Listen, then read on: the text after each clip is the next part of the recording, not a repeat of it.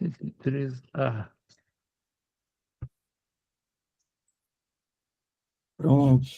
Tem alguém querendo entrar aqui. Ana Beatriz. Bom, tá gravando. Boa tarde a todos. Meu nome é Raidson. Sou aqui do grupo de Filosofia Antiga, né, que faz parte do Genefil, e a gente está lendo, a gente já leu o livro 1, livro 2, agora a gente está lendo o livro 3 da Ética Nicômaco. E semana passada nós vimos sobre a questão da deliberação, que o Aristóteles ele fez uma série de questionamentos, né, sobre será que se deliberamos acerca de tudo, e tudo é um possível objeto de deliberação, né, ou a deliberação é impossível acerca de certas coisas. Então ele fez, na leitura a gente discutiu sobre esse tipo de coisa, né, e a gente viu que só devemos chamar os objetos de deliberação, os assuntos sobre os quais os homens sensatos deliberariam. Essa frase, só devemos chamar de objetos de deliberação os assuntos sobre os quais os homens sensatos deliberariam. Vai ser importante a gente ter isso em mente para quando a gente for ler esse tópico 4 aqui que a gente vai ler agora, né, essa semana. E ele diz assim: ninguém delibera sobre coisas eternas, nem sobre o universo, a incomensurabilidade da diagonal, do lado de um quadrado, corpos em movimento, sobre fenômenos como secas, chuvas. E ele vai dizer que a gente não delibera sobre esse tipo de coisa porque são assuntos que não podem ser influenciados por nossos próprios esforços, né? E deliberamos sobre coisas que estão ao nosso alcance. Então, nós podemos deliberar sobre um tratamento médico, sobre o enriquecimento, sobre navegação, e a deliberação, e deliberamos não sobre fins, mas sobre meios, né? Ele vai dizer lá que um médico não delibera para saber se deve curar, nem qualquer outra pessoa delibera sobre a própria finalidade de sua atividade, né? Então, ele vai dizer também que foi algo que a gente teve uma certa dúvida, né, de saber distinguir ali o que era investigação de deliberação, que ele vai dizer assim: nem toda investigação parece ser uma deliberação, né? Mas toda deliberação é uma investigação. E agora que a gente vai dar continuidade, né, à leitura aqui o tópico 4 da Ética Nicômaco. E boa tarde, Ana Beatriz, tudo bem? Como é que você está? Seja bem-vinda aí ao grupo.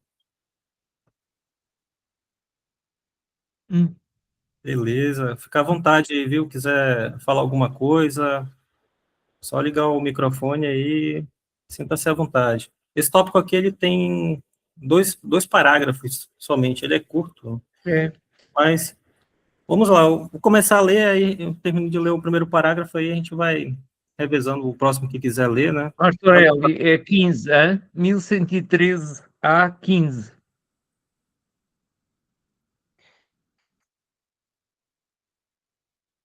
1113 a 15, né? Ok. 15. Sim.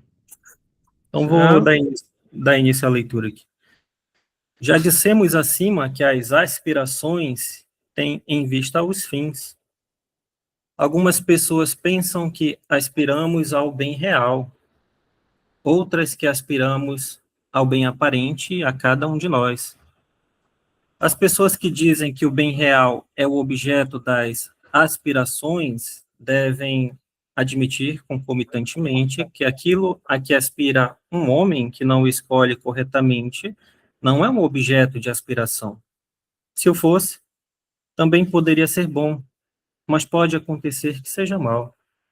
Entretanto, as que dizem que o bem aparente é objeto de aspiração devem admitir que não há um objeto natural de aspiração, mas somente o que parece bom a cada homem. Mas coisas diferentes parecem boas a pessoas diferentes, e, sendo este o caso, mesmo coisas contrárias podem parecer boas a pessoas diferentes. Esse é o primeiro Bem parágrafo. traduzido. Bem traduzido. Ficou bem traduzido, Jorge? Maravilha.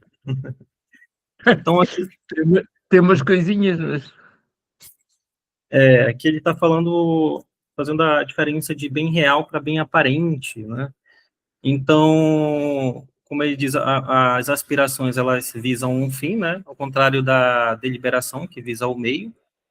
Mas só que aqui, algumas pessoas pensam que aspiramos ao bem real, outras que aspiramos ao bem aparente a cada um de nós. É meio relativo, parece que cada pessoa vê da sua maneira, né? Pode ser real, pode ser aparente. E, o bem real, ele se refere, se aspiramos apenas ao que é realmente bom, então quando alguém escolhe algo mal, um erro de escolha, o objeto de sua aspiração não seria realmente um objeto de desejo. Então, alguém escreveu alguma coisa aí que eu não vi? Ana É Beatriz. a Ana Beatriz. Está a perguntar se é uma questão pessoal. E se é um conceito ou se é um conceito real.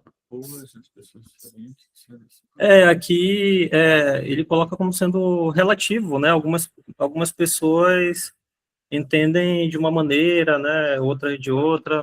O que vocês acham aí dessa parte?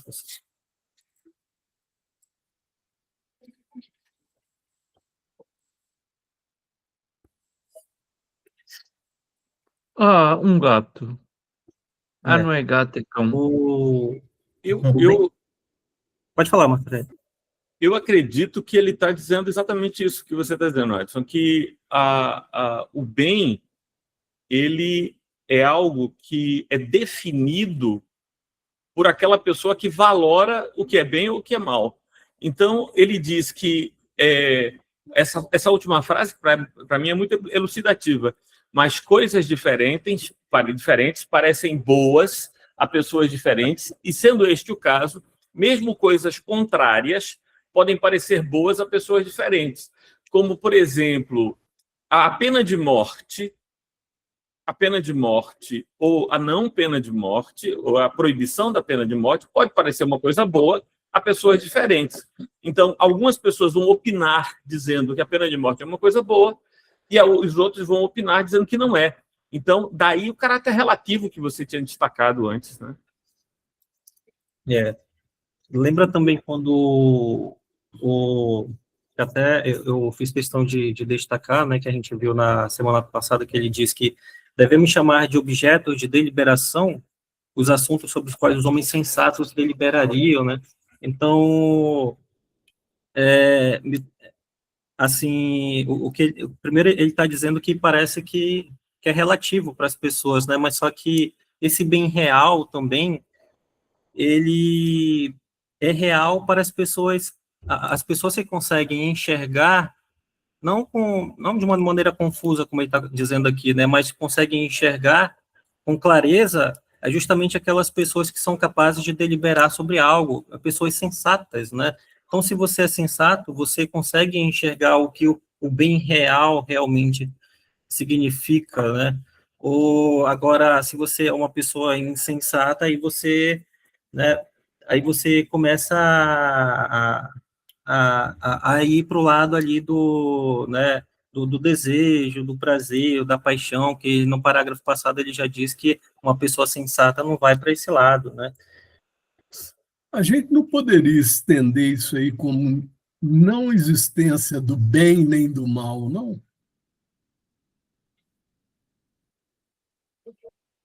Como a não existência do bem ou do mal. Porque o que é o bem e o que é o mal? Eu acredito que o bem e o mal, da maneira como a gente entende o bem e o mal, seja um conceito, acho que medieval, moderno, não, assim, se bem que os judeus já falavam sobre isso, né, que são antigos pra caramba, mas assim, eu acredito que os gregos aqui, eles não entendem dessa maneira, né? Por exemplo, eles levam mais para ação, o agir bem e o agir mal, né? Se você age bem, você é uma pessoa justa. Se você age mal, você é uma pessoa injusta, não? O que tu Sim, acha, eu acho que Martorelli? é. Desculpa interromper. Não, pode Acho ficar que é à vontade. válido esse pensamento. Eu fiquei com medo de sugerir um pensamento por causa dos paralelismos dos outros filósofos que eu já estudei. Isso me lembrou muito Schopenhauer, quando ele fala da perspectiva, né? Que a sua perspectiva é em função de um fenômeno que você vive, né? Você absorve, então é a perspectiva sobre o mundo, sobre a realidade. Eu sei que Schopenhauer é um filósofo muito tempo depois, mas tem o próprio Sócrates também, né? Que depois vem o Platão, posteriormente o Aristóteles. E o Sócrates justamente falava disso, né? Nas suas máximas, né? Como É. o conhece-te a ti mesmo é um ciclo retroalimentativo que você vai praticando as ações visando um fim, né? Pelo menos foi o que eu entendi. Sim. Entendi. Obrigado pela contribuição, Ana Beatriz. Assim, quando fala de fins, geralmente você lembra mais de Aristóteles, né? Mas só que o próprio Platão também no livro 1 da República, o personagem Céfalo, ele chega a falar algumas coisas sobre finalidades também das ações dele, né? Chega a mencionar, assim, também. Mas eu acredito que seja o conceito de bem e mal que a gente tem hoje, né, em relação a pecado, eu acho que é mais moderno, né, o que eles estão visando aqui mais a questão da ação mesmo, Roberto. Você agiu mal, você agiu bem, né, se Deixa, você... Pode falar. pessoal, eu sei que tem um barulho aqui, tem um carnaval ainda está rolando aqui em Recife, né? Mas eu tô com essa edição do Edson Bini, e eu queria ler só para dar uma outra perspectiva, uma outra Claro. tradução. Essa é uma edição traduzida diretamente do grego também. Ele diz assim, lá pelas tantas, nesse parágrafo, né?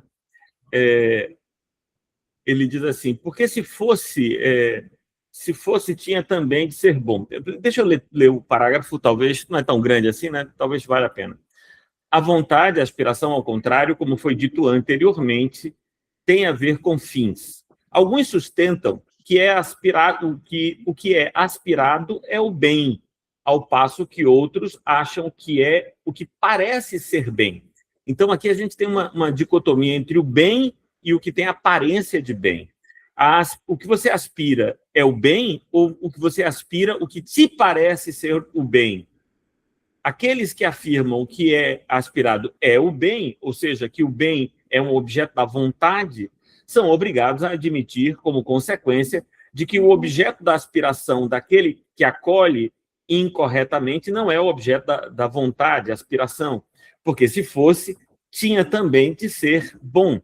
Quando, ao caso, talvez acontecesse de alguém aspirar a alguma coisa má, e aqueles, por outro lado, que afirmam que o que parece ser bem é o objeto da vontade, são forçados a admitir que não existe naturalmente tal objeto, mas apenas o que parece ser isso para cada indivíduo. Ora, coisas diferentes são aparentes a indivíduos diferentes, e assim acontece aí, então, aí estão incluídos as coisas contrárias. Aqui, eu creio, essa tradução aqui me ajudou a perceber assim, o que Aristóteles... Porque, para mim, eu estou sempre pensando que Aristóteles ele vai acreditar em um juízo objetivo da conduta, do bem e do mal. Mas, quando ele diz que aquilo que é objeto da aspiração é o que parece bem, aí ele está utilizando não o objeto bem propriamente, mas a aparência de bem. E a aparência de bem, essa sim é relativa. Não é o bem em si que seja relativo, mas aquilo que aparenta ser bem para diferentes pessoas. Então, ele diz, existem aqueles que dizem que a aspiração é o bem. Outros dizem a aspiração é a aparência do bem. Ora, aqueles que admitem que a aspiração, quem aspira, o que é bom, o bem, devem concluir que quem não aspira a isso está aspirando o mal. Mas quem admite que quem aspira não o bem em si, mas a aparência do bem, estes têm que concordar que aí sim, como é a aparência depende de cada uma, da percepção de cada um. Então, não é que ele está assumindo uma posição, ele está dando os dois lados e gerando consequências para cada uma das percepções. A percepção de quem acha que a aspiração corresponde ao bem e a perspectiva de quem acha que a aspiração corresponde à aparência do bem. Isso, exatamente. A Ana Beatriz colocou aqui, é interessante, pois lembra um pouco de Protágoras, no diálogo de Teto platônico. Então, de certa forma, Aristóteles admite um bem comum universal.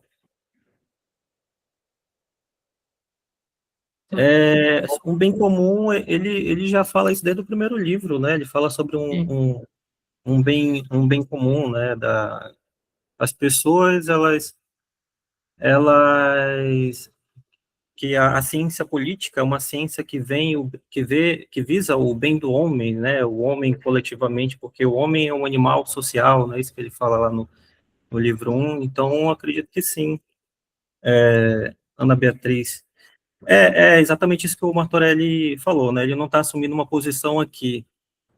Na verdade, o próximo parágrafo vai ser muito elucidativo, e aí ele descarta os dois lados. Vamos ver, vamos caminhar. Vamos lá.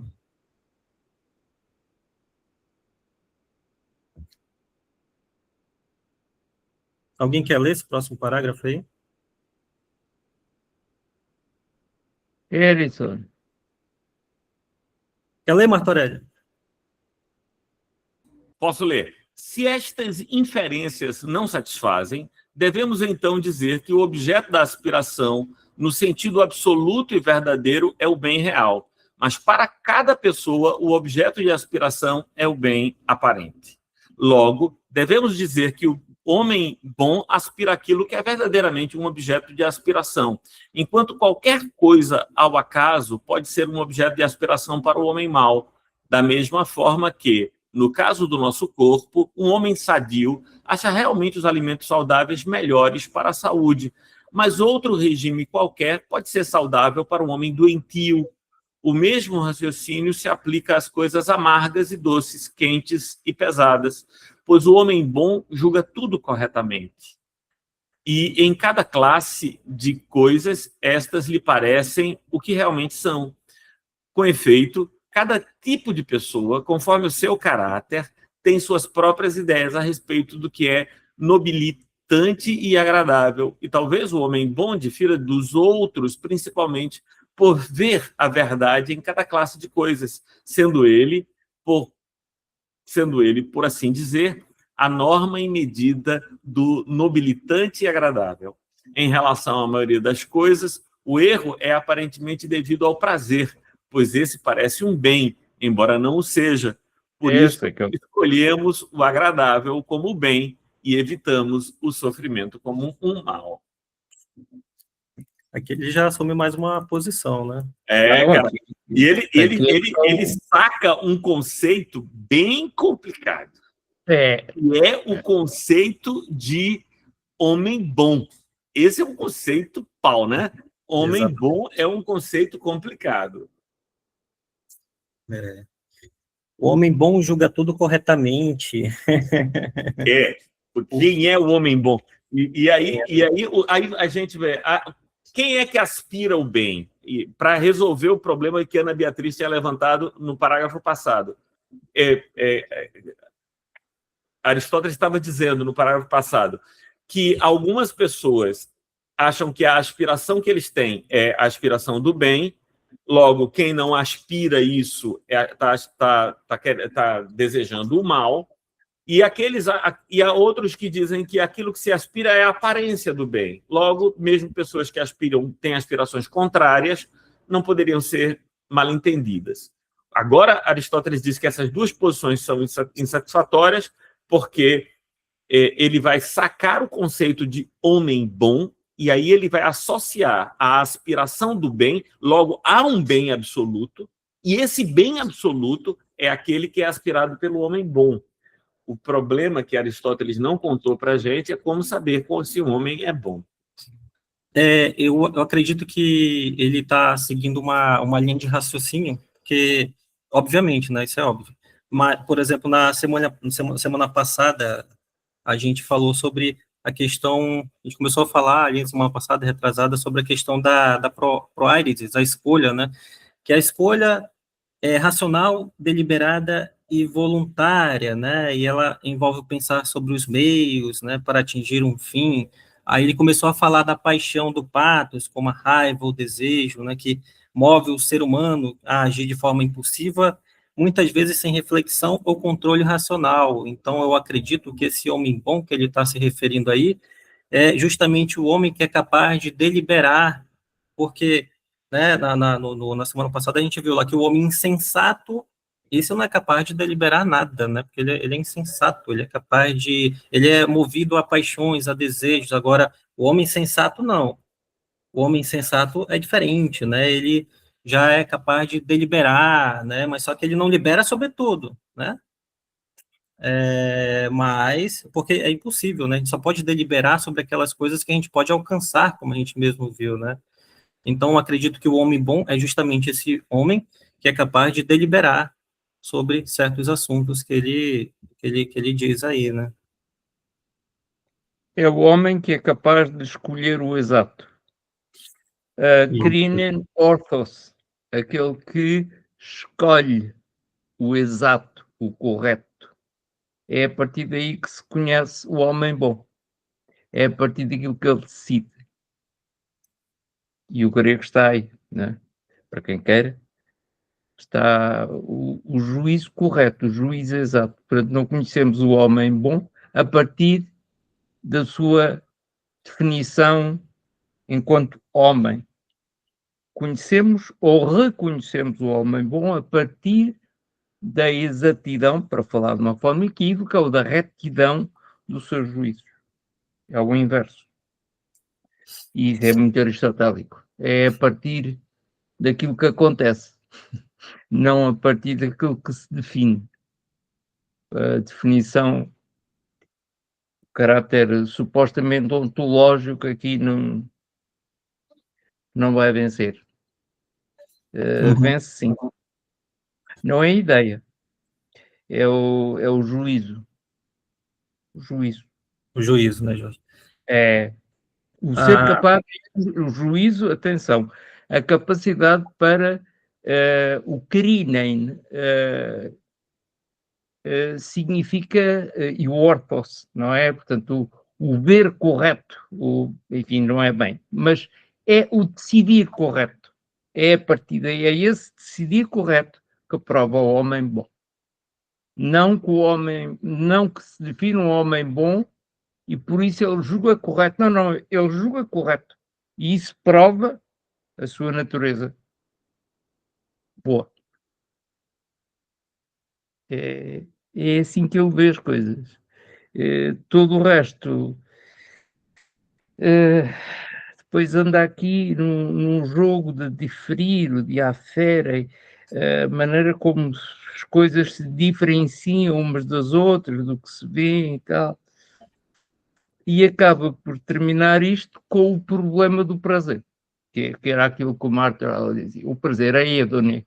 O prazer, o modo como o prazer, o que dá prazer, no fundo, consegue ludibriar e autoludibriar o próprio homem. O homem gera a si próprio por isso é que ele diz, não é? É muito claro o que ele diz. Porque parece que é o prazer que foi aquilo que se leu, não é? Parece bem que é o prazer que ia mal a multidão, a multidão dos seres humanos. Por isso é que isso lhes parece bom, não é? É por isso que lhes parece bom, porque lhes dá prazer. Embora não seja, não é? Exatamente. O problema que afasta os indivíduos de ser bom, né? O homem bom julga por outros padrões e não pelo padrão que a maioria das pessoas julga. A maioria das pessoas julga a partir do que dá prazer e o que causa sofrimento. Então, o homem bom, ele está para além dessa cilada do que é prazer e sofrimento. Isso vai lembrar Kant, né, cara? Isso vai lembrar Kant. Erison aí, que conhece Kant. Isso vai lembrar Kant, porque Kant vai dizer isso, né, de que ele vai dizer que o que é certo, aí o imperativo categórico, né? O que é certo, ainda que cause dor, cause sofrimento, não deixa de ser. Então, gera um absoluto moral kantiano, que eu acho que encontra eco aqui, pelo menos, dizendo de outro modo, Aristóteles ecoa em Kant, no sentido de que se há um absoluto moral, esse é isso que Kant encontra, um absoluto moral. Esse vai ser um grande ponto de crítica, né, quando a gente vai a partir de Schopenhauer, né? A partir de Schopenhauer, que se pretende kantiano, mas que, sei lá, bicho. Mas, sem dúvida, em Nietzsche e depois, no século XX, em Foucault e Sartre, todo mundo vai descer a lenha nos absolutos morais, né, cara? Absoluto moral é um problema enorme, né? Absoluto moral é um problema enorme. É isso mesmo. A Ana Beatriz aqui, ela colocou uma questão aqui no chat. Fiz, já vai tanto tempo que... Ela não tem problema. Ela diz assim, talvez poderia buscar uma possível interpretação por meio do contexto sociocultural em que Aristóteles vivia, com que ele viveu. Eu acredito que sempre conhecer o ambiente sociocultural dos filósofos, né, da época deles, eu acredito que ajuda bastante a compreender aquilo que ele vivia, aquilo que ele entendia, né? Só que eu vou ser sincero contigo, eu confesso que eu sei pouca coisa de Aristóteles, assim, o ambiente sociocultural onde ele viveu, né? Tem que pedir ajuda para os colegas aí que leram Eu muito posso mais dizer duas Aristóteles. coisas sobre esse ambiente sociocultural, né? Pode falar. Aristóteles, ele estabelece, ele vive ali aos pés de Platão durante 20 anos na academia, ele roda um bocado, depois volta a Atenas, onde ele funda o Liceu, e Atenas é uma Atenas decadente já, né? É uma Atenas que já não é uma Atenas soberana, já é uma Atenas sob Filipe de Macedônia, depois vai estar debaixo de Alexandre de Macedônia, o Alexandre o Grande, quer dizer, é uma Atenas decadente do ponto de vista de sua autonomia, de sua soberania, e Aristóteles, ele vai produzir um pensamento que tente desenvolver o que havia sido colocado por Platão, né? Mas, do ponto de vista social, é uma Grécia decadente. Veja, já o pessoal fugindo das cidades, né? Então isso vai gerar Epicuro e o jardim de Epicuro, né? Que é a fuga da cidade. A cidade está em convulsão, né? Já não existe mais democracia, mas também ela não está extinta, né? Ela não está extinta, ela só não é o que foi no período glorioso, né? Do século de Péricles. Então, esse é o contexto, me parece ser o contexto em que Aristóteles escreve. É um contexto em que o apogeu de Atenas passou e agora Atenas se vê sob o domínio estrangeiro, sob o domínio, primeiro com Filipe, e que virá depois se concretizar com Alexandre, e esse domínio estrangeiro limita imensamente as possibilidades de autonomia da ágora. Aristóteles ainda fala da ágora, mas essa ágora ela já decide com limites muito maiores do que fora no período de Péricles. Né? Mas, Ana, não se esqueça que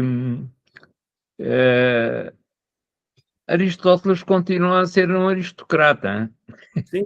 Apesar de tudo isso, é um aristocrata, e era um aristocrata que teve meios para estar na academia de Platão toda a sua juventude, e depois teve tempo, espaço e dinheiro para seguir os seus caminhos.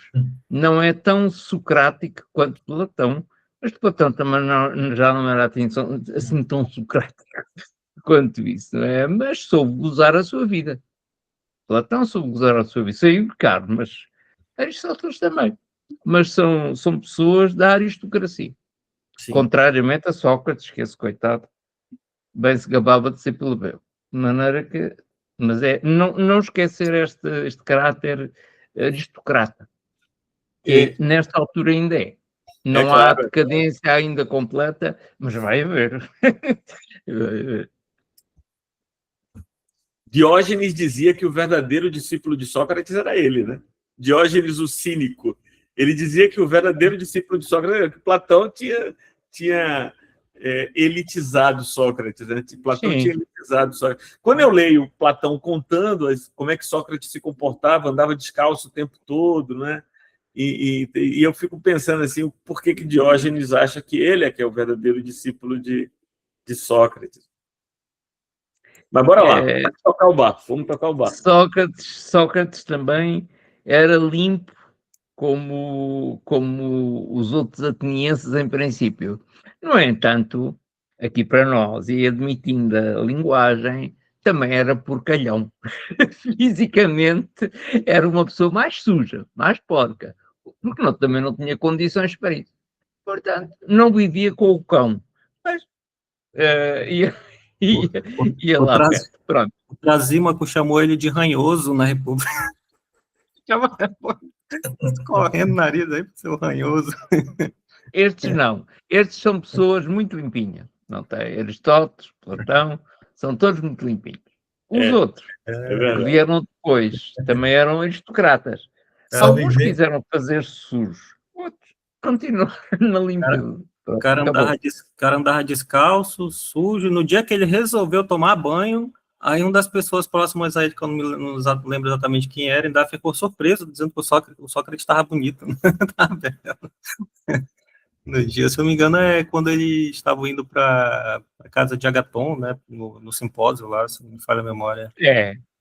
Não é por acaso que aparece logo o Agaton, claro. Ele lavou-se por causa do Agaton. Se calhar, por causa disso. Enfim, adiante. Mas, bem, pessoal, aqui nesse parágrafo aí, como a gente já viu, o Aristóteles, ele já tomou uma posição aí sobre, né, quem é capaz de ver o bem real e o bem aparente, né? Então, eu estava até fazendo uma pesquisa ali, encontrei uma tabela falando sobre o bem real e o bem aparente, né? Que ele comenta ali sobre o homem bom, né? Que o homem bom é aquele que é capaz de julgar. Então, a gente já automaticamente a gente chega à conclusão de que o homem bom que ele está falando é daquela pessoa que faz deliberações, né? Que delibera e tal. E o bem real tem como base ali a razão, a virtude, né? O bem aparente, né? Já o desejo, o prazer, a paixão, né? A gente viu lá no livro 1 que o Aristóteles já dizia, né? Que muitas vezes, às vezes as pessoas achavam que a felicidade era a riqueza, para outros a felicidade era as honrarias, para outro a felicidade era os prazeres, né? Então ele já deixou a gente já ciente aí dessa relatividade aí, né? Erickson, vale a pena guardar que a expressão bem aparente, né? Aparência de bem, phenomenon agathon. E é o que está aqui. É o que está aqui. Fenômeno é a expressão para aquilo que se manifesta, né? E que dá nosso fenômeno, né? Que gera nosso fenômeno. Phenomenon agathon, aquela coisa que você tem. É o que está aqui. Aquilo que parece ser bom, né? Que se manifesta como bem. É o que está aqui. Agathon Phanetai é o que está aqui. Não deixa qualquer dúvida. É a aparência. O que parece. A palavra agathon, ela tem dois significados, né? Bom e tem mais um outro. Né? Não é significado, dois significados, né? Agathon. Não, é melhor dizendo, existem duas expressões gregas referentes ao bom, não é isso? Alguma coisa assim, eu estou meio confuso agora. Não, é aquela confusão da calocagatia. Tentando entender aí, né? É o kalos e o agathos, que para Platão formam um todo, não é? Mas cuidado com a palavra, não vai a pessoa enganar-se. Vai aí que eu vou pegar aqui é o kalos e o agathos. Kalos, agathia. Isso, se eu não me engano... São os dois, é a beleza e o bem. Também. Isso que define, isso que define. Existem duas palavras gregas que se referem ao bom também, né? É isso que eu estava querendo dizer, eu me atrapalhei. Não? Deixa eu ver. O Aristóteles já, o Marco Aurélio, ele foi ver o dicionário ali. Eu tô confundindo. Tá bem atrapalhado hoje, hein, Adson? Relaxa aí, cara. Meu amigo. Enfim.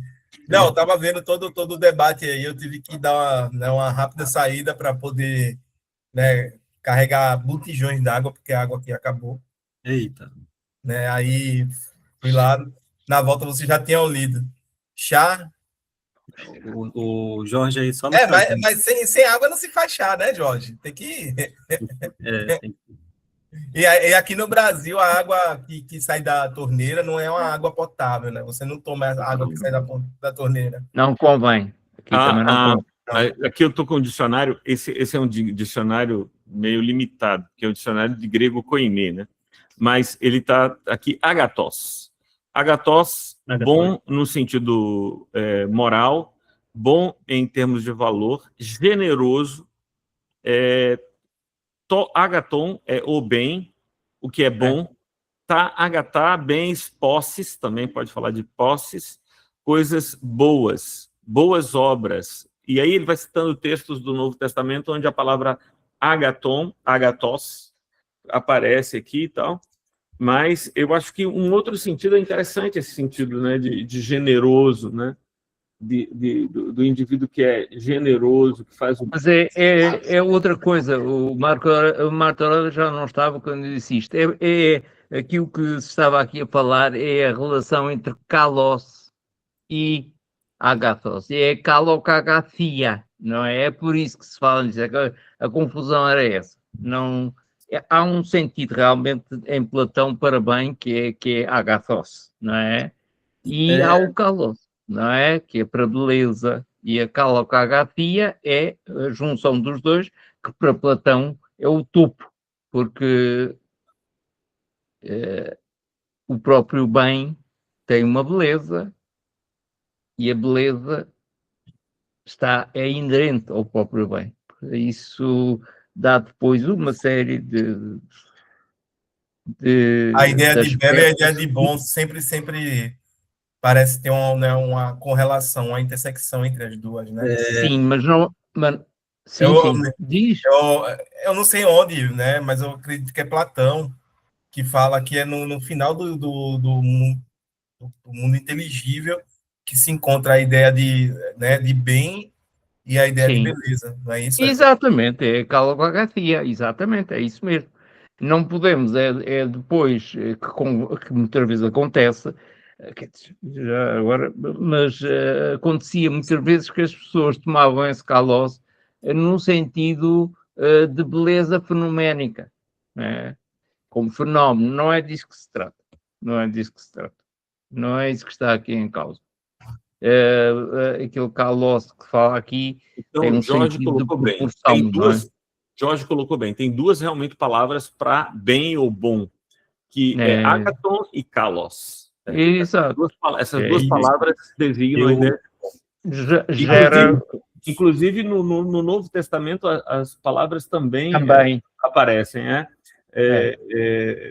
bom em sentido moral, vantajoso, melhor, bom também no sentido de apropriado, belo, bonito. Isso. Eu falei sobre isso porque uma vez alguém me disse algo que me deixou confuso, né? Eu estava pesquisando, eu me deparei, né, quando eu fiz a pesquisa, com esses dois significados, né, o agathos e o kalos, né, só que eu não lembrava, né? Só lembrava do agathos. Aí eu estava pesquisando também o significado de eudaimonia, né, justamente porque eu queria trabalhar, ver como é que Platão via isso, e Aristóteles também, eu queria saber a diferença, né. Então, aí vendo o significado etimológico da palavra eudaimonia, aí o eu, né, o prefixo eu, aí significa bom, né.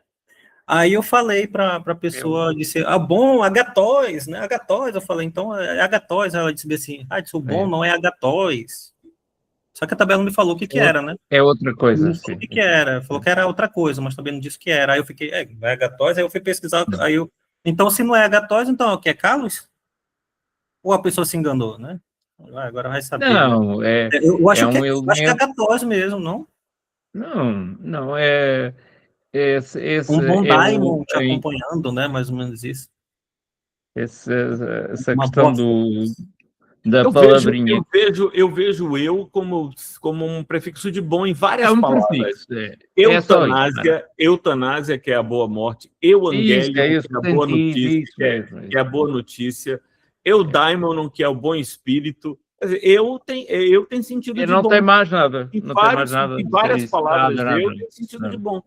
de bom, né? Não É isso. não constitui nome, substantivo, É. não possui nada de essencial. Isso. É um elemento que qualifica como, enfim, Isso. bem, não é com algo de bom relativamente à morte, relativamente ao daimon, é só isso. É um qualificativo prefixo, não é mais nada, não tem nada a ver com o nome, com o substantivo ágathon. Tramado o grego nisto. É isso. Sigamos. Sigamos. É, Não sei se vai dar para ler o tópico 5 aí todo, que o bicho é comprido, né? É longo que só esse tópico 5 aqui, mas vamos lá, né? Vamos Quer ler, Edson? Pode ser. Vai. Sendo os fins, então, aquilo a que nós aspiramos, e os meios, aquilo sobre que deliberamos e que escolhemos, as ações relativas aos meios devem estar de acordo com a escolha a ser voluntárias. Ora, o exercício da excelência moral se relaciona com os meios. Logo, a excelência moral também está ao nosso alcance, da mesma forma que a deficiência moral. Com efeito, onde está ao nosso alcance agir, também está é isso mesmo? Está ao nosso alcance. Eu acho que é isso. Está ao nosso alcance, né? Tá coisa. Deixa eu ver. errado aí, né? Isso Está ao acontece. nosso Por mais alcance, que não se agir, veja, não é isso? Deixa eu ver aqui. Está eu está tô com ao nosso alcance. está ao nosso alcance, né? É isso mesmo, está ao nosso alcance. Perfeito. Aqui tá estranho, né? Tem um N entre o A e o O aqui. Eu acho que foi na hora de escanear, acrescentou aí. Bem, vou começar do início dessa frase. Com efeito, onde está ao nosso alcance agir, também está ao nosso alcance não agir. E onde somos capazes de dizer não, também somos capazes de dizer sim. Consequentemente, se agir, quando agir, é nobilitante. Está ao nosso alcance não agir, que será ignóbil. Também estará ao nosso alcance, e se não agir, quando não agir, é nobilitante. Está ao nosso alcance agir, que será ignóbil. Também estará ao nosso alcance. Se está ao nosso alcance, então, praticar atos nobilitantes ou ignóbeis. E, se isto era o que significava ser bom ou mal, está igualmente ao nosso alcance ser moralmente excelente ou deficiente. Ficou meio confuso, né? Tem uma hora que ele dá uma, né, quando ele está aqui, né, nesse meio aqui, né, falando sobre se está ao nosso alcance agir, né, quando a ação é nobilitante e a gente não age, a gente está sendo ignóbil, né, é aquela coisa. Muitas vezes a omissão, né, ela é um ato incorreto. Quando você não age quando deveria agir, você está tendo um posicionamento moral, né, querendo ou não, equivocado, errado, reprovável, entendeu? E muitas vezes o correto é não agir também, né? E quando você age quando não deveria agir, você também está tendo um ato ignóbil, né? Você também está tendo tá ao seu alcance, né? Não fazer e você fez, entendeu? Então também tem essas duas vertentes assim, né? Muitas vezes a gente omite e muitas vezes a gente age quando não deveria agir. Ages sempre. Edson, Mesmo não agindo, crimes comissivos e crimes omissivos. Existem crimes que a gente pratica agindo e crimes que a gente pratica não agindo quando deveria agir. Então, há crimes comissivos e omissivos. O que Aristóteles está dizendo é o agir pode ser ignóbil ou nobilitante, e o não agir pode ser ignóbil e nobilitante. As duas coisas são possibilidades. Agora, a gente, quando souber o que fazer, deve fazer o que é nobilitante. E quando a gente souber que não fazer é o que é nobilitante, não faça. Não faça. Só para não deixar porque o crime comissivo é fácil de imaginar. O cara matar alguém é um crime comissivo. Você faz por uma ação, por um ato positivo. Mas o que seria um crime por omissão? Um crime por omissão. Imagine o funcionário público que, atendendo a determinados interesses, deixa de multar, deixa de imputar a responsabilidade. Isso. Então, isso é prevaricar. Prevaricar é deixar de fazer o que de ofício você deveria fazer. Então, é um crime omissivo. Imagine também um salva-vidas que tem a obrigação de tirar a pessoa da piscina e ele deixa a pessoa morrer. Então, isso é um crime omissivo. O crime omissivo é aquele praticado por alguém cuja responsabilidade é agir e que ele deixa de agir. Exato, exatamente isso. Certo? Muitas vezes o que a gente vê é a omissão, né? A responsabilidade de determinados funcionários públicos, né? De determinadas figuras que têm a responsabilidade, né? E o poder em suas mãos, diga-se passagem, né? Ou seja, está ao alcance dela agir, como diria o Aristóteles aqui nessa passagem, né? E ela simplesmente se omite, né? Ela não faz nada, faz que não viu, faz que não existiu. E, obviamente, depois vai chegar a conta para essa pessoa, né? Geralmente, chega as consequências, se torna um escândalo, né? A gente está cansado de ver aí na mídia isso. De facto, o ser humano nunca tem desculpa, porque, do ponto de vista da ação, a não ação está inscrita na ação. Eu não ajo. E, ao não agir, eu estou a agir. Uma vez que não quis agir, ou não tive consciência de que devia ou podia não agir. E isso, mesmo sendo mais ou menos involuntariamente, são formas de ação. São formas de ação. É certo que pode sempre obstar-se que a ação supõe intenção, supõe desejo, supõe decisão, mas o homem age sempre. Agora tem um ponto... Por favor, Jorge, continue. Não. Pode falar, Martarelli. Tem um ponto que eu acho que é anterior a isso que nós estamos debatendo, que é preciso fixar. Os fins são aquilo que aspiramos, os meios, aquilo que deliberamos. E para Aristóteles, a excelência moral não está nos fins, está nos meios. Porque os fins, eles são bons independentemente de mim. Agora, o que eu delibero é o que é que eu vou fazer. O que é que eu vou fazer? Quais são os meios que eu vou praticar para atingir aqueles fins? Ali está a excelência moral. E aqui, essa frase aqui. Ora, o exercício da excelência moral, eu estou lendo a quarta linha, o exercício da excelência moral se relaciona com os meios. Logo, a excelência moral também está ao nosso alcance da mesma forma que a deficiência moral. Por quê? Porque são os meios que deliberamos, que decidimos. E aí, a gente decidiu agir ou não agir. E se a gente age, a gente pode estar fazendo bem, ou se a gente não age, a gente pode estar fazendo bem não agindo. Claro. Né? E isso aqui é interessante, viu, Erison? Isso aqui é interessante. Usando aquelas duas palavras que ele usou, né? Nobilitante e ignóbil. O agir pode ser nobilitante ou ignóbil, e o não agir pode ser nobilitante e ignóbil. É preciso que o indivíduo saiba discernir o meio para atingir o fim, e é isso que vai gerar essa excelência moral, o saber escolher os meios para atingir os fins. É a tal proairesis para ti, Hudson, é a força da proairesis. Pesar contra, o saber pesar, o deliberar no sentido de ponderar, a ponderação. Isso. Na ponderação. E aí, dentro da ponderação, tem a capacidade de discernir, de discernimento, não é? Junto com a capacidade de deliberar. Não é? São duas vamos dizer assim, dois fatores que constituem São, isso que a gente chama de ponderar, né? Eu tenho que saber deliberar e tenho que saber discernir.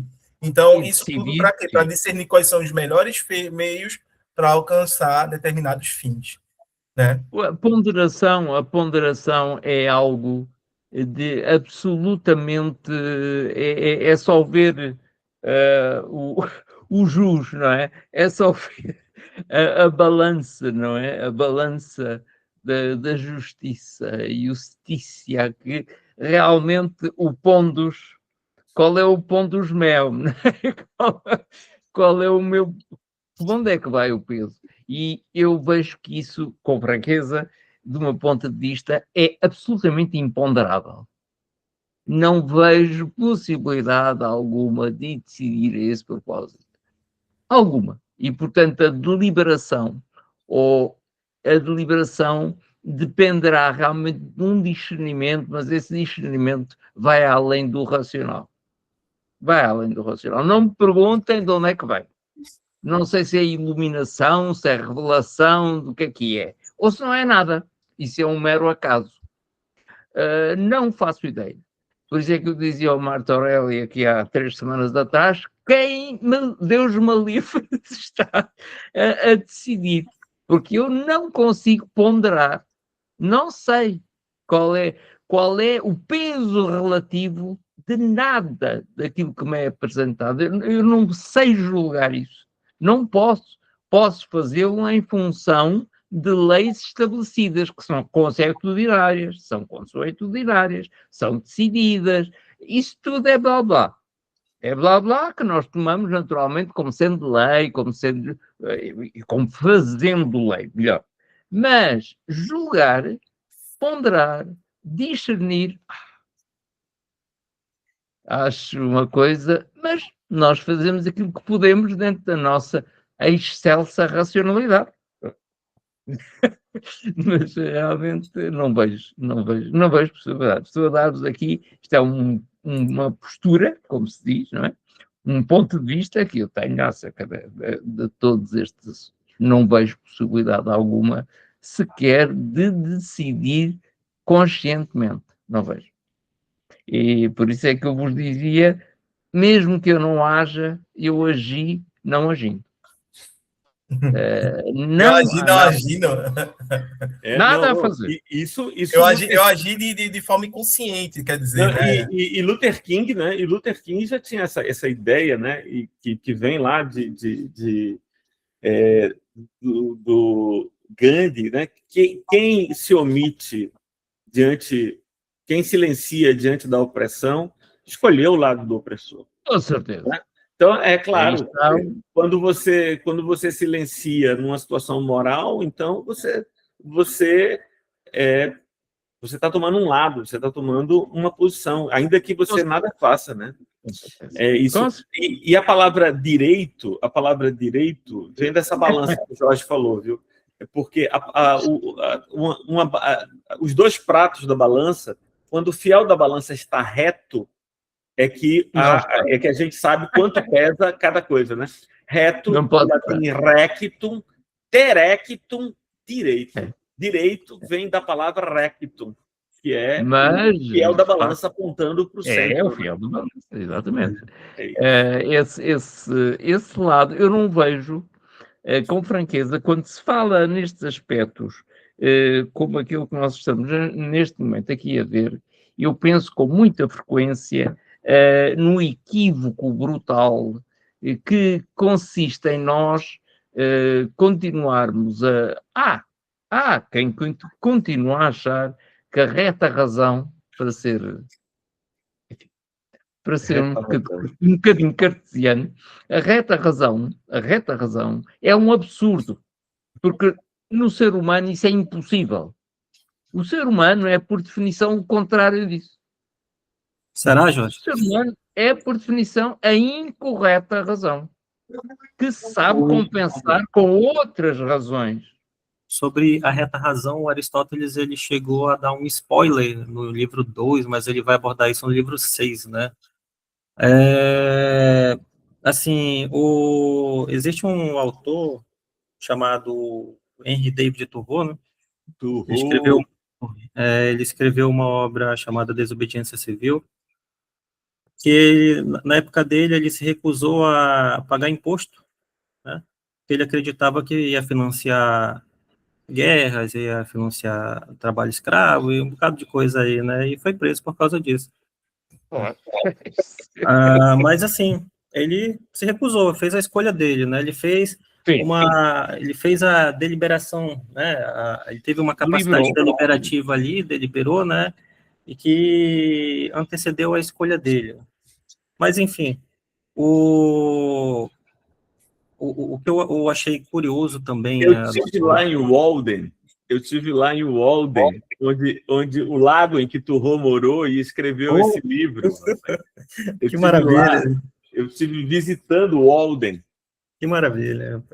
Cara. Walden, e tem lá a cabaninha, que o Turro morou 2 anos e meio nessa cabaninha, e foi nesse tempo que ele escreveu esse livro, né? A Vida nos Bosques, o Walden. Então, tá lá a cabaninha, fizeram uma réplica da cabaninha que ele morou, nas proporções que ele descreve no livro e tal, muito interessante. Turro é uma inspiração para Gandhi, para Luther King, todo mundo que no século XX falou da desobediência civil, da não violência, né, é inspirado em Turro. Turro é o primeiro cara a pensar desse modo mesmo. É incrível, cara. E esse livro é um tapa na cara. Eu que sou franciscano, assim, admiro a vida simples que Turro decidiu viver ali. E como ele diz, é ridículo esse povo aí que se gaba das roupas que tem e que tem o que não precisa e tal.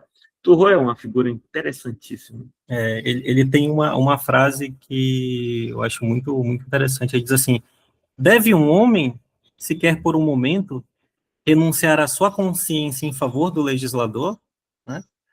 Então, aí diz assim: eu acredito que primeiro nós devemos ser homens, primeiramente, e depois súditos, né? Rapaz, ele continua falando, né? Eu acho muito bonito. Aí diz assim: então, para que ter uma consciência? Né? O primeiro contato que eu tive com o Turro foi lendo a tese de doutorado da professora que me orientou no PIBIC, né? Então, ela usa isso porque ela está falando do Crichton, da apologia ali, sobre a desobediência civil também, né? Mas falando de Sócrates e tudo mais, é bem interessante a tese dela. E ela colocou, ela transcreveu, né? Ela citou o David Turro justamente essa passagem que eu estava tentando falar aí, né? E quiseram pagar o débito dele, ele não aceitou de jeito nenhum. Não. Até que foi uma vergonha, e o Estado acabou liberando ele lá, porque ficaram com tanta vergonha de mantê-lo preso. O escândalo de Turro preso por aquele débito ridículo e tal, que ele, não, vamos embora. Deixa esse cara em Mas gerar menos problema, né?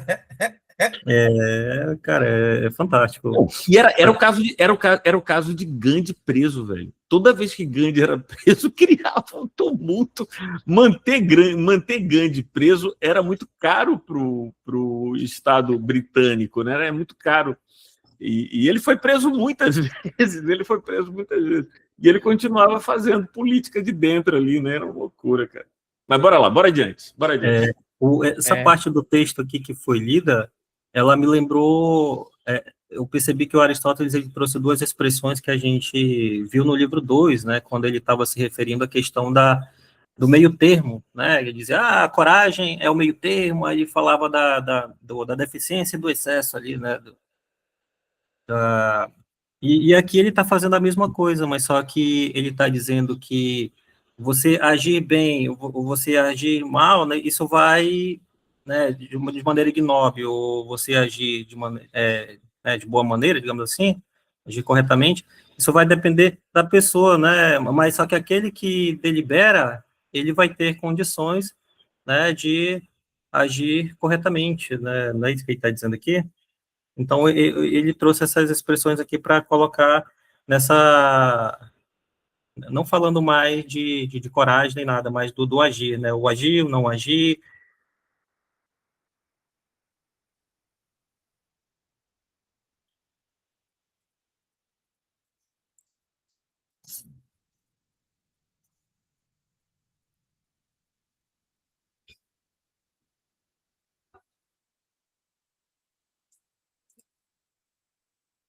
Eu vou ler esse próximo parágrafo aí. Perfeito. Qualquer coisa eu posso ler também, tá, Rato? Maravilha. Dizer que ninguém é voluntariamente desgraçado, nem é feliz contra a vontade. Deixa eu só afastar aqui. Tá.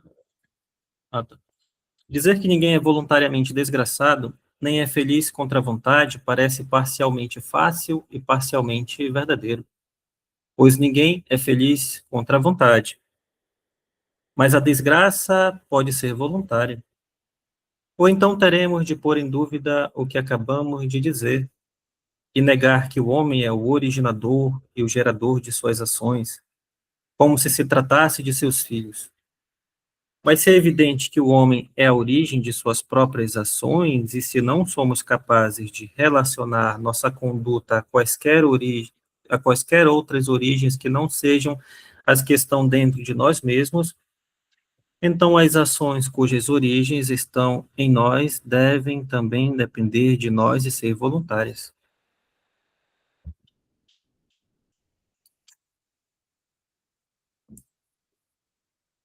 E aí, eu continuo ou a gente discute sobre isso Não, daí? é a questão da voluntariedade da ação, né? E você entender que você tem que ser a causa da sua própria ação, ou né, os fatores internos que nos constituem tem que ser, né? Para que a gente possa considerar que foi uma ação voluntária, entendeu? Porque a gente sabe que existem diversos fatores que acabam nos influenciando a nos comportar de determinada forma. A gente tem completa noção disso desde, por exemplo, marketing, né, diversos comerciais aí que acontecem. Então, questões de chantagem, questões de intimidação, né, questões de ameaça, né, você ser coagido de alguma forma, né, por uma pessoa a fazer algo que você não deseja. Então, isso aí a gente não pode chamar de ação voluntária. Por quê? Porque a origem, né, da ação, que impulsionou essa ação, não é o próprio sujeito, não são os fatores internos desse próprio sujeito, certo? Mas é algo externo a ele. Lembra até o próprio Kant, né, quando vai falar de autonomia e de heteronomia e tudo mais. Mas o Aristóteles está indo exatamente nessa direção, de falar que, olha, a gente tem alguns critérios para a gente poder chamar de voluntariamente. E aí tem que entender uma coisa, né? Ninguém é voluntariamente desgraçado, nem é feliz contra a vontade, como ele está colocando aqui. Né? Ninguém pode chegar e lhe ameaçar, lhe coagir a ser feliz. Né? Parece que algumas coisas estão dentro disso daí. Né? E é por isso que ele vai dizer que né, parece parcialmente falso e parcialmente verdadeiro, pois ninguém é feliz contra a vontade. Mas a desgraça pode ser voluntária. Né? Eu não entendo como alguém pode escolher a desgraça. Então não pode. A não ser que essa pessoa não tenha consciência de que aquilo é desgraça, né? Então não pode. Mas alguém... Eu acho que não é isso. Eu acho que quando ele diz, mas a desgraça pode ser voluntária, eu acho que... eu acredito que ele esteja dizendo assim que... Né, que ela vem voluntariamente sem eu chamar ela, entendeu? Né? Não, a desgraça pode ser voluntária, o Hudson. Tem uma tradução. Involuntária, é voluntária. Ou seja, tem uma tradução. Então, ela vem sem eu chamar ela, voluntária. Ela se voluntaria para vir até mim, entendeu? Tem uma tradução aqui que talvez ajude a gente a entender melhor isso aqui. Em vez tem uma tradução em espanhol que eu estou vendo aqui, acompanhando uma edição bilíngue, né, grego e espanhol, que diz que tá assim esse ponto. Deixa eu colocar aqui para vocês. Aqui, ó.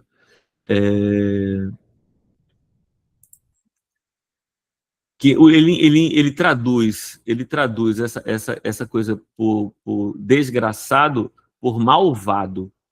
Por malvado. Então, ele seria voluntariamente malvado. Estou tentando... que eu acho que fica mais...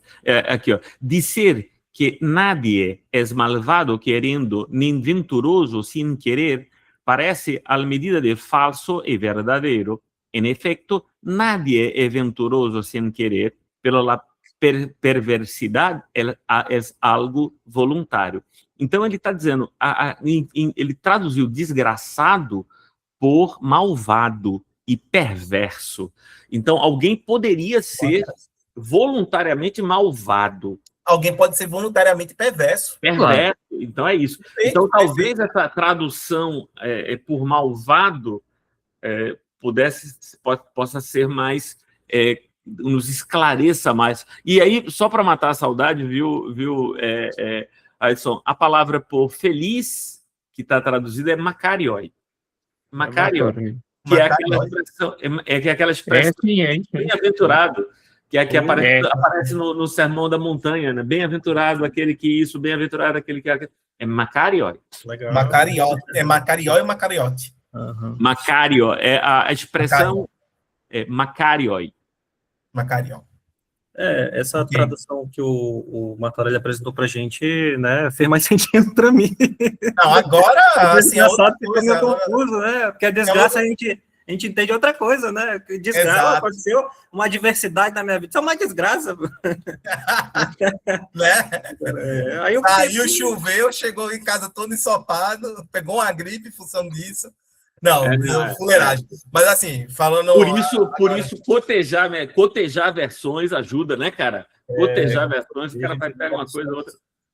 Não, aqui eu acho que esclareceu, porque há pessoas que escolhem fazer o errado, tendo plena consciência de que é errado. Ele decidiu ser malvado, decidiu ser perverso, decidiu fazer o errado, entendeu?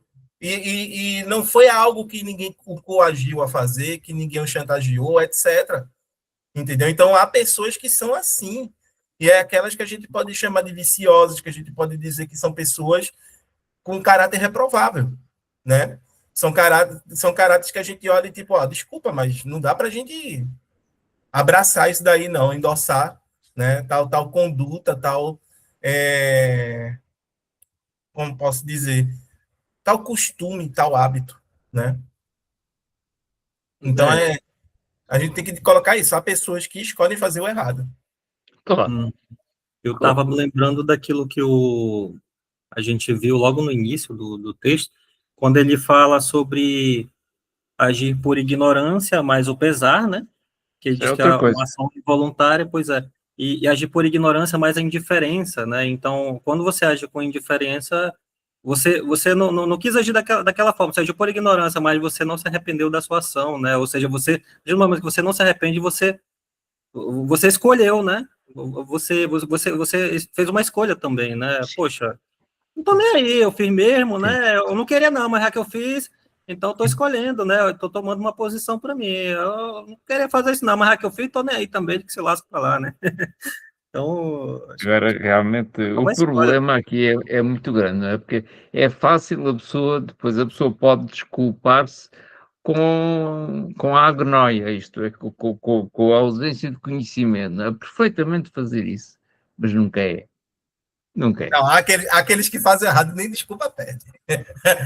E nem desculpa pede. Na cara de pau assim, tá ligado? Isso porque, Erison, o indivíduo elegeu como meio, como estratégia para atingir seu fim, fazer a maldade.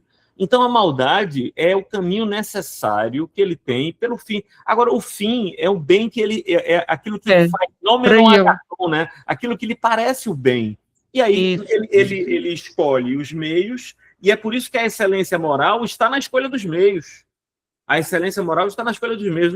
O cara que é perverso escolhe fazer o mal, ele é malvado, então, ele ainda que suponha que o que ele aspira é o bem, na verdade, como ele é um homem mau, então ele está fazendo a perversidade. Vai prejudicando uma série de pessoas aí no meio do percurso dele, né? Que não, né, pessoas que não tem nada a ver, que não necessariamente não contribuíram e nem prejudicaram ele, né? Puxando o tapete de pessoas, né? Derrubando pessoas. Olha o Roberto aí, ressurreto das cinzas. Eu estava ponderando a respeito do banquete. Como é que chama aquele cara que era apaixonado pelo Sócrates? Apaixonado? Não, é Aristófanes. É o cara que chega no final da festa, né? Exatamente. Isso é o Aristófanes. Quem chega no fim. Não é o Aristófanes. O Não. Agathon é Aristófanes. Ele chega no final completamente sim. bêbado, né? Peraí. E vai Tens aí o... declarar. Hudson, tens aí o banquete? Edson O meu está ali, escolhendo. eu não vou mexer. Ele fica arretado com o Sócrates porque não quis comer ele, né, pô? Ele é lindo, ele é jovem, ele é um prato ele cheio, chega lá. não quis comer ele, pô. Ele chega lá. Meu Deus do céu. Daqui a fazendo- pouco começa aquela galera do Filosofia. Tá ligado aí aqui, né? Não Tá sou eu ligado, que tô dizendo, não, pô. Vão censurar Platão, velho. Vão censurar Platão. Eu sei que ele chamou a desgraça para ele, né? Que ele chegou lá completamente bêbado e foi lá o Sócrates, ele foi se declarar pro Sócrates e tal. Então, Não é o Agathon. O Agathon está no início. Porque não, Agathon Tá no é o início. dono da casa. Agathon é o dono da casa. o dono da casa. Está no início logo. O Aristófanes também está no início. A Diótima já lá está. Não interessa. Quem é que está mais? Estão vários. Encontraste, Hudson? Bem, tenho de... Epá, eu não me vou levantar porque senão vai tudo abaixo. A verdade é esta. Encontrou.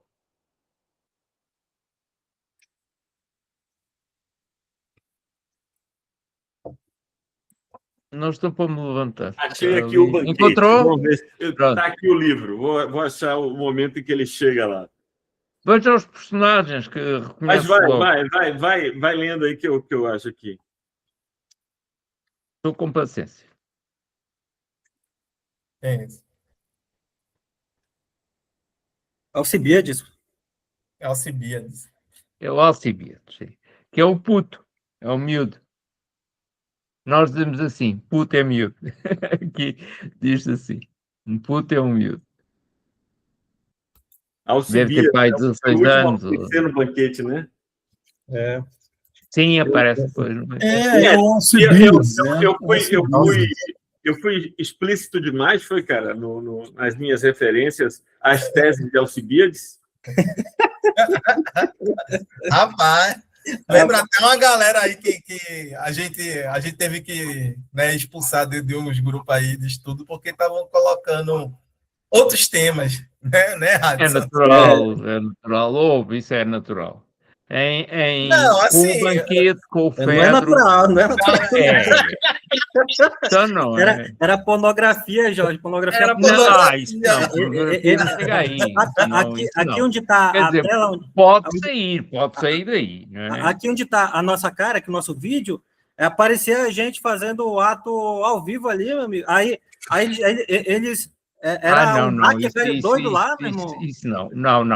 E eles botavam aqui onde está o texto, aqui, botavam enchiam, entendeu? Isso não. Quando muito vão ao Museu do Louvre, estão lá imensos frescos e muitas pinturas em cerâmica, assim, com isso tudo. Assim, com a vantagem de não mexer. Se eles querem estudar a filosofia da pornografia, eu não tenho nenhum problema. Agora só não é o local, né? Porneia em grego significa porcaria mesmo. Eu não sabia disso, não. Porcaria. Mas a origem da palavra pornografia vem do grego mesmo? De porneia. Imoralidade. Porneia e imoralidade. E agora depois dá esse sentido. Roberto, com fundo musical, Roberto, com fundo musical. Bem, senhores, quando a luz se apagou e os jovens escravos se retiraram... os primeiros pelos, né? Não era admitido dois caras mais velhos manterem o homossexualismo, né? A dedicação dele era ensinar o jovem a fazer sexo e tal, e na hora que nascessem os primeiros pelos de barba, ele tinha que deixar para lá. Né? Sim. O Alcibiades, ele não pôde, o Fedon mais ou menos fala nisso, né? Que ele não podia ter a relação com com Sócrates, porque os Não. dois já eram idosos, né? Já eram Isso. maduros. Né? Então, Não. Isso é um aspecto riquíssimo da cultura grega que é muito esquecida, sobretudo a pederastia, é uma coisa muito esquecida, que é de uma riqueza filosófica medonha, não é? Mas as pessoas têm algum receio de tocar no nome Pois só, é, não é? Agora, esse é o tema, né, no Brasil hoje, aquela decisão do Tribunal de Justiça de Minas Gerais sobre o cara que tinha 35 anos e manteve uma relação amorosa com a menina de 12 e tal. Esse é o tema do Brasil hoje em dia, né? Pelo menos nas redes sociais. Aqui também, aqui Paula também. Viz, Aqui. que foi isso, né? O Caetano com a mulher dele, com Paula Viz. Caetano tinha 40 e ela tinha 13 anos. 40 e ela 13 anos. Mas, eu particularmente acho que as pessoas que levantam bandeiras morais muito, sobretudo os políticos de esquerda, sabe? Bandeiras muito contundentes e tal, eu acho complicado porque a gente sabe que essas coisas têm a ver com elementos culturais e que, caramba, você bater o martelo dizendo que é um absurdo, é crime. Crime não há discussão. O fato é que é proibido, mas é claro que os tribunais vão discutir. Agora, essa coisa do político de esquerda levantar uma agenda moralista me dá embrulho na barriga. Mas olha que é a coisa mais comum. A coisa mais comum. Eu acho lamentável. Eu vejo esses caras. Parece a defesa da moral e dos bons costumes. Mas isso é uma coisa muito comum. Quem quer a esquerda, quer a direita. Os extremos nisto são do mais moral que pode ser. Moral. Muito moral. Se me permitem, eu quero só ler aqui uma pequena frase aqui do Banquete, do Platão, que diz assim... Sim, claro. Palavras dele, tá? Na verdade, é o discurso do Fedro. É o discurso do Fedro, né, no Banquete, tá? Não, está descansado. Diz assim, não sei se consigo dizer que bem maior há aos que acabam de entrar na juventude do que um bom amante ao amante, um amado igualmente virtuoso. Exato. Aos que acabam de chegar na juventude, né? Então, acredito que ele esteja se referindo ao amante, né, do jovem, uma pessoa muito mais velha, né? Que é como pode não ser muito mais velha, mas é muito comum. Virtuoso, acredito que seja por causa da idade, do conhecimento que ele tem já, né? As relações heterossexuais tinham por objetivo a procriação. Sim. Amor, afeto, inclusive porque as mulheres elas não tinham acesso à educação, né, em regra. Era uma exceção. Então, os grandes debates filosóficos, os grandes debates políticos aconteciam entre homens. E os homens introduziam os jovens em todas as artes do saber e do prazer, cara. Eles bebiam juntos, comiam juntos, transavam juntos. Tudo. E o natural era que o amado e o amante. O amante é o cara mais velho e o amado é o mais jovem. Então, essa é a relação. O jovem... E aí o meu detalhe é o seguinte, que eu li duas traduções do Banquete e eu gostei mais da primeira, porque quando a segunda tradução me pareceu pudica, porque ela diz assim, é quando começa a aparecer os pelos da barba, que mas pública, agora na versão que eu tinha lido antes, fala de pelos pubianos. E vocês sabem que os pelos pubianos nascem muito antes do que os pelos da barba, né? Sim. Então mas aqui é uma discordância, pelo menos na minha memória. O que eu entendo do Banquete é dizendo que o momento de escolher o amado, o momento em que o amante elege o amado, é o momento em que nascem nele os pelos pubianos. E aí ele vai esse amor que entre o amante e o amado, esse amante mais velho e o amado mais novo, não é? ele vai se desenvolver durante a primeira adolescência do amado. Exato.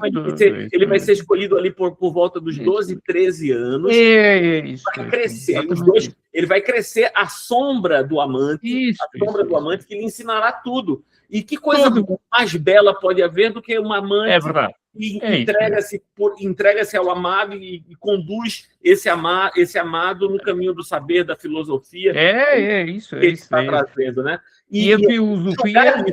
Julgar, aí pegar isso, colocar hoje no nosso contexto, julgar isso, dizer que chamar isso de pederastia, pedofilia, não sei o quê, eu acho meio complicado. Eu acho que a gente está olhando outro mundo com um olhar que não é cabível.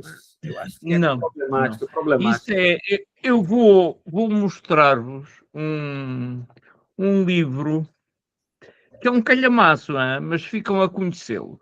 É de um senhor francês que escreveu uma obra, há muitas obras sobre isto. Eu ainda hoje de manhã falava com o Hudson a propósito da questão do ser humano como sendo... já vos digo, agora estou a pensar, já vos digo. Então, essa polêmica toda, eu decidi não me manifestar, e não me manifestei na faculdade em canto nenhum, porque eu acho que pensadores de esquerda levantando bandeiras moralistas me parece o fim da picada. Sim. E os direitos também. Eu não sei de onde veio isso, não, certo? Mas a esquerda, ela quando pauta o debate, né, ela geralmente traz consigo critérios que são desconstrutivos da moral estabelecida. Mas isso não significa que eles não tenhamos uma moral a ser posta no lugar, né? Parece que sim, existe uma crítica à moral posta, mas existem outros critérios morais que vêm, né, através dessa crítica. Embora que muitas vezes esses critérios não estejam,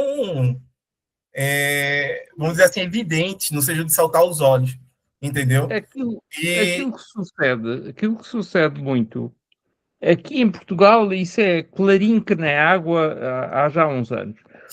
Eu tive alunos e alunas, sobretudo alunas, que eram alunas claramente de esquerda e que por isso mesmo eram homossexuais femininas, para falar assim de uma forma bonita.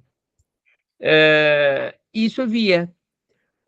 As pessoas de direita, mais coisa que também tive, mas menos, porque nessa altura não convinha, não é? Ainda aqui a uns 10 anos não havia. E, portanto, pátria, Deus e família. Isto é, a mulher e o homem, pronto, há esse lado, esses dois lados. A esquerda, os tipos de esquerda, mais tipo... restos de marxismo e leninismo e pronto, isso tudo, restos disso, não é? Que ainda há para aqui. Esses defendiam tudo aquilo que era aquilo que estavas a dizer, tudo aquilo que era o contra essa dupla masculina-feminina. Portanto, binários, o que é que são os binários. Exatamente, isso mesmo. É isso precisamente que o Platão ainda hoje dizia ao Hudson Neves, que eu vos queria dizer. Platão, e aí mesmo no banquete, não tem essa visão binária. Não tem. Porque Platão, a visão binária veio de Zeus. Zeus é que partiu ao meio o caráter trigenético do ser humano. Porque o ser humano possui três naturezas, não é? Mas ele teve um misto de medo, de inveja do homem poder ser mais do que ele. Isso está no banquete. E, portanto, partiu ao meio e dividiu em feminino e masculino. Isso está no banquete. Mas, para o grego, essa partição, que é uma partição que para o grego não é originária, não está lá, não é arcaica no sentido grego da expressão. esse sentido não tem sentido algum. E, portanto, o homem ama o homem ama a mulher ama a mulher. Nada tem essa bipartição, são os deuses. De onde é que isto veio? Isto deu origem a toda uma filosofia extensíssima, não se assustem, porque isto é um livro do Buffet, olha, é um livro do Buffet, um livro muito... é um livro muito conhecido dele, não se assustem com a dimensão. Conseguem ver? Ou não? Não. Sim. É um cara massa, né? Pronto, Sim. é um calhamaço. É isto. Está em francês, não é?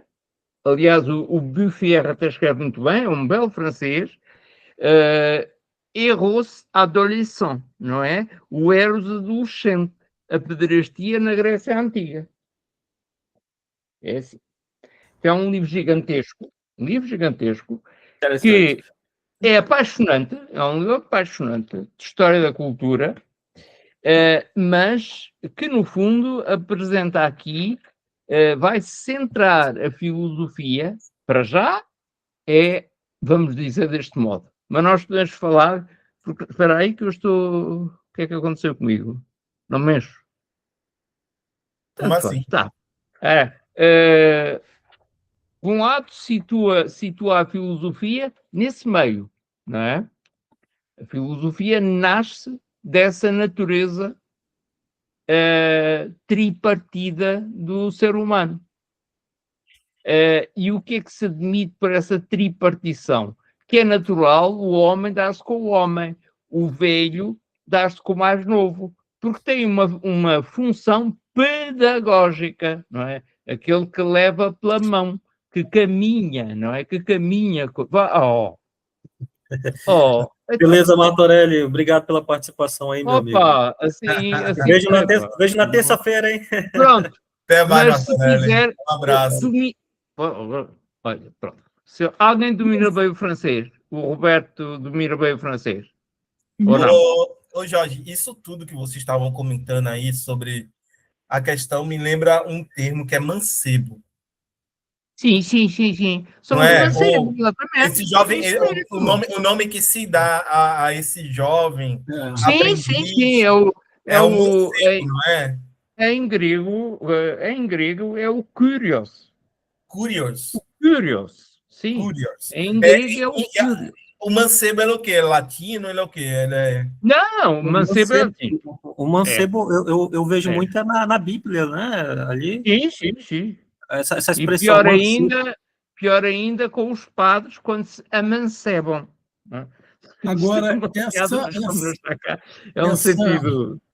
essa tradução do livro que o Jorge mostrou me parece meio anacrônica, né? Pederastia na Grécia Antiga. Quer dizer, será que era pederastia mesmo? No sentido, a palavra é grega. É esse sentido. Pederastia é paidos. Paidos é criança. E erastos é aquilo que sente atração. Portanto, sente atração pela criança. A pederastia não tem lá ia para a moral. Não, isto é para sentido literalmente, a palavra é grega. Paderasto. Então, pederastia não seria um homossexual? Não é esse sentido. Não tem nada a ver com o nosso homossexual. Não vou...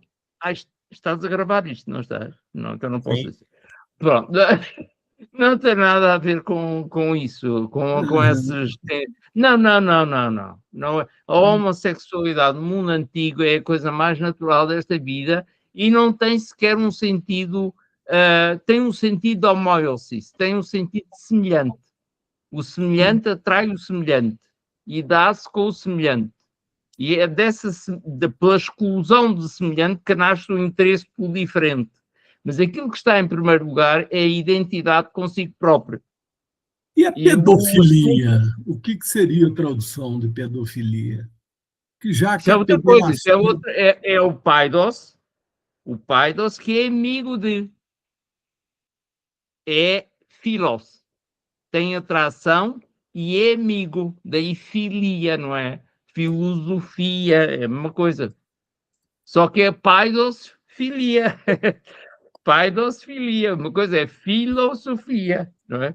O filo é o desejo de conhecimento, não é? e a pedofilia. Pedofilia, sim, filosofia é um desejo, um interesse, mas é um desejo. Filosofia significa atração por desejo de saber, não é de sabedoria, que isso não existe para os gregos. É um Então é a desejo de mesma saber. coisa que pederastia, por exemplo. Pedofilia seria a mesma tradução? Não, porque o pederasta, um pederasta, um pedófilo é alguém que tem, o pedófilo tem atração. O pederasta goza essa atração. O pederasta é aquele que explora. Explora o corpo, portanto, literalmente arrasta o jovem. Daí há esta palavra final, da asteia, significa arrastar, puxar. O pedófilo é aquele que ama porque gosta. Gosta de ver, gosta de eventualmente tocar, etc. Isso é tipicamente grego. Tipicamente. Mas também existe a pederastia. Grego, Sócrates era um pederasta completo, não é? É um homem que gostava de jovens, como todos os gregos, todos os homens aristocratas, não é? Eles encostavam-se, isso até se faz troça disso, não é? Os próprios convivas de Sócrates, até na República, Sócrates é tocado por isto. Olha, vês como os jovens está a encostar a ele, como ele gosta dos jovens. Agora, daí, ele também gostava, daí a arrastar esse jovem para ato sexual, vai a pederastia. Pronto. Tem alguém pedindo para entrar aqui, mas falta 3 minutos para terminar. Já acabou. Isto é ele a censurar, hein? Cuidado que isto é o rádio sendo a censurar a conversa. Nada. Bom, pessoal, então, tem mais alguma coisa para falar, Jorge?